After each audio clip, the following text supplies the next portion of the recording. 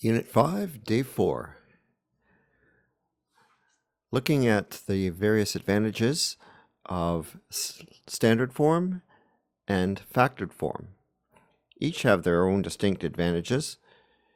For instance, in standard form, it's very easy for us to tell what the y-intercept is. We simply look at the value of c, and that tells us what the y-intercept is. For instance, here, A is 7, B is 2, C is -5. So we should know right away that our y-intercept is going to be -5. And then, sure enough, there it is. We can see that on the graph. But we don't need a graph to tell us that. We can, again, just read it by looking at the C value. Now, in this example, it's suggesting that we set the x values to 0 to find out what the y-intercept is. Because when you think of it, that's exactly what a y-intercept is. It's the value where x equals 0. The line crosses the y-axis at a point where y equals 0. So here they're suggesting that we turn our x's into zeros, solve for y, and sure enough, it comes up with the value -5. But going forward, my suggestion to you is just look at the value of c when our equations are written in standard form. And sure enough, our next slide suggests we do exactly that. Here we have our standard form, y equals 11x squared minus 6x minus 15. In the y equals ax squared plus bx plus c, -15 is our c value. And sure enough, if we graph this particular equation, we'll see that the graph does indeed cross the y-axis at 15.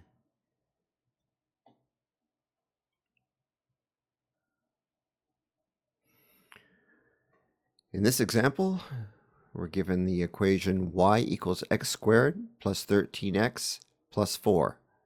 Again, all of these examples so far have been in standard form. And simply by reading this value here, +4, we'll know that our graph will cross the y-axis at the point 0, 4.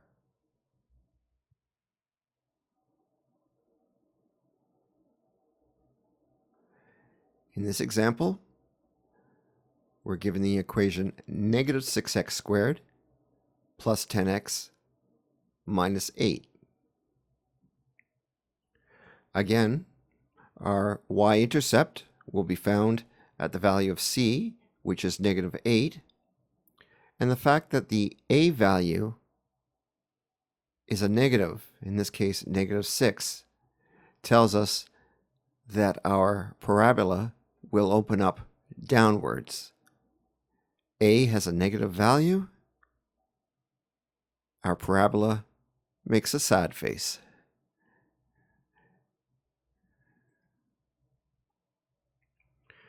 Quick refresher, factoring trinomials. So in this case, we're given x squared plus 5x plus 6. We need to find a pair of values that add up to 5 and multiply together to be 6.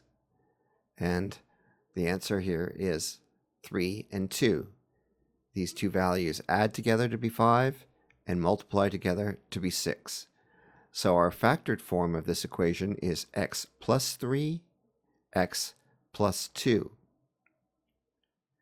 Now, when we want to know what our x-intercepts are, we look at these values, and this says +3.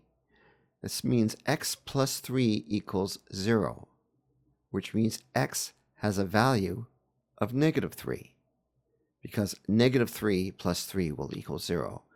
This x value right here, x plus 2 equals 0, well, negative 2 plus 2 equals 0.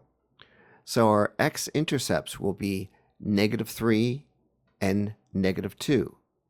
And sure enough, when we graph this particular graph, we see that the intercepts are at negative 3 and negative 2. And because a has a positive value, we have an upward facing or upward sloping graph. A happy face.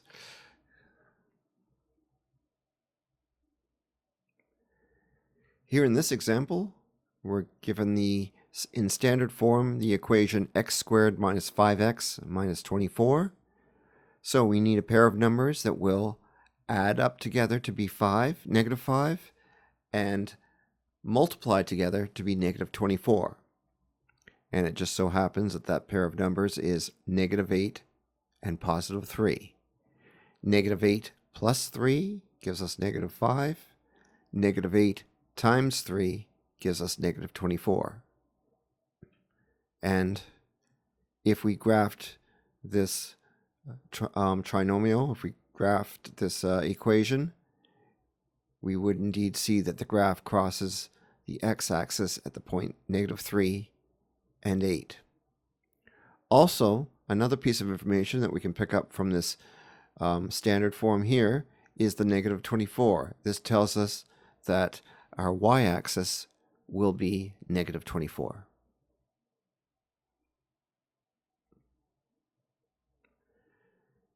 Here's another equation in standard form. This time, we look at the equation and we can see that all three terms can be reduced. There is a greatest common factor. Each one of these terms can be divided by 5. So we start with our greatest common factor on the outside. We put our brackets. 5x squared divided by 5 is x squared. 25x divided by 5 is 5x. And 20 divided by 5 is 4. And now we'll factor what's inside the brackets here, looking for a number that adds up to 5, multiplies together to be 4. And those two numbers just happen to be 4 and 1.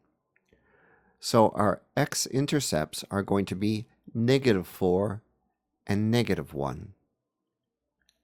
And our y-intercept is going to be 20. And sure enough, if we graph this particular equation, we would see that the graph crosses the x-axis at the points negative 4 and negative 1, crosses the y-axis at 20, and it opens upwards because the a value is a positive number.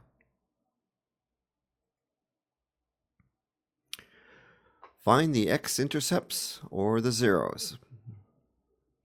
First thing we have to do is we have to change our equation from standard form to factored form by factoring.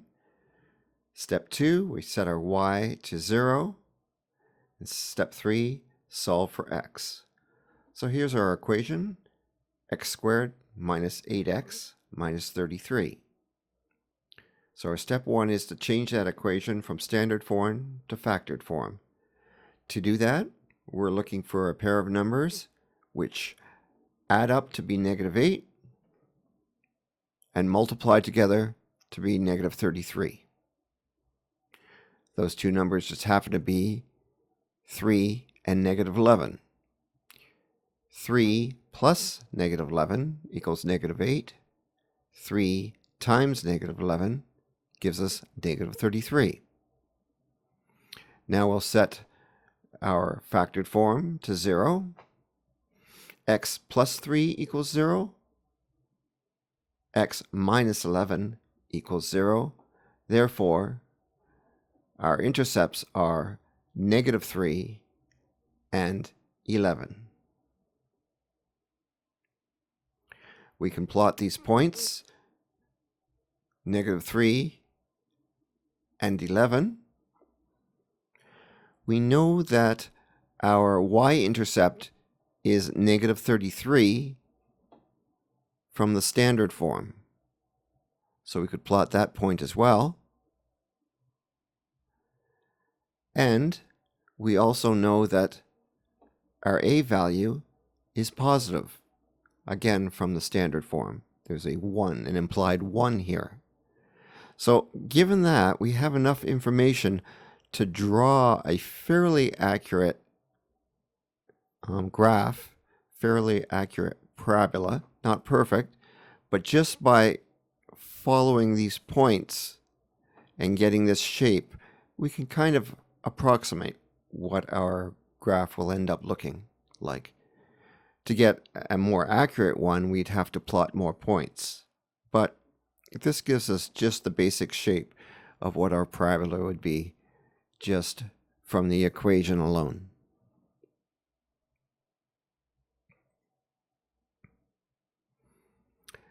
This equation is 2x squared plus 6x minus 80. Now, before we can factor it, we could reduce this a little bit by using the greatest common factor, which happens to be 2. So we'll put our 2 here, and then within the brackets put x squared plus 3x minus 40.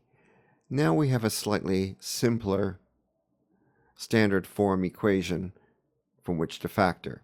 So we are looking for a number that adds up to 3 and multiplies together to be 40. And those two numbers just happen to be negative 5 and 8.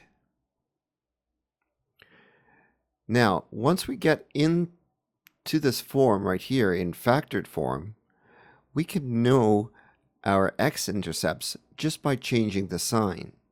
If x minus 5 equals 0, our x-intercept is going to be positive 5. If x plus 8 equals 0, then our other x-intercept is going to be negative 8. So we have our x-intercepts, 5 and negative 8, which we can plot right here.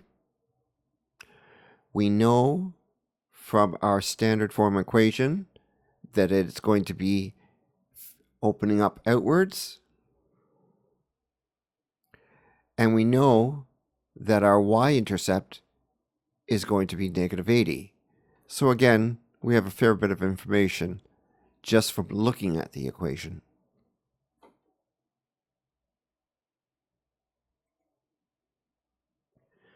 Find the axis of symmetry using the zeros. Well, the axis of symmetry is that imaginary line that runs right through the middle of a parabola.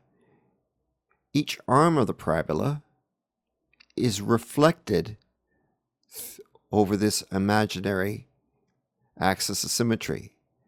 So if we had to count 1, 2, 3, 4, 5 to get to the axis of symmetry on one arm, we'd count 1, 2, 3, 4, 5 to get the reflected points. And this would be true for any point on the parabola line. The whole parabola would be reflected over this imaginary axis of symmetry. How do we find this? Well, if we figure out what our x-intercepts are, and they happen to be in this equation 7 and 3, we can add these two together and then divide by 2. So negative 3 plus 7 gives us 4. Divided by 2 gives us an answer of 2. Therefore, our axis of symmetry is this line right here. And the equation for this line right here is x equals 2. Because everywhere, every point along this line, the x has a value of 2. So if we want to refer to this by its equation, this axis of symmetry is x equals 2.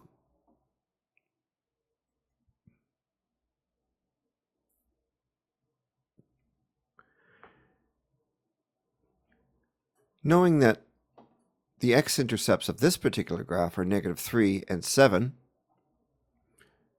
we could imagine a graph with the factored form x plus 3, x minus 7. If we expanded this would give us an equation in standard form that looks like x squared minus 4x minus 21.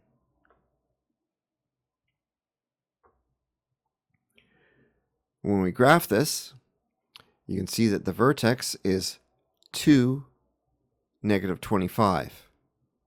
And remember, the axis of symmetry always passes through the vertex.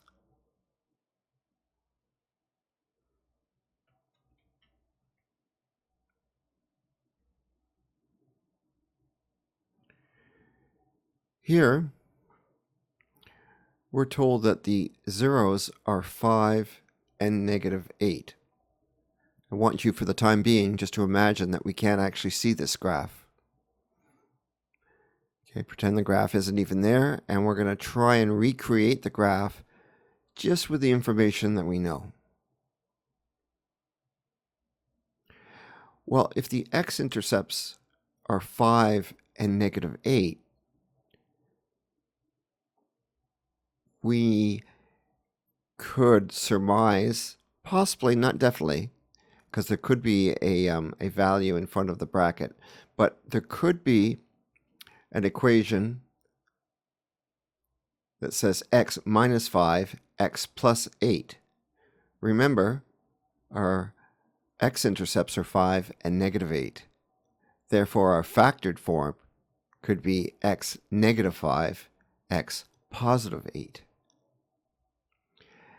And if we expanded that, we would get x squared plus 3x minus 40. And we could build up a table of values using this equation and come up with a graph that looks like this. Now, knowing that the x-intercepts are -8 and 5, we can add these together and divide by 2, and then know that our axis of symmetry was -1.5. And you can see here from the graph that that is the case.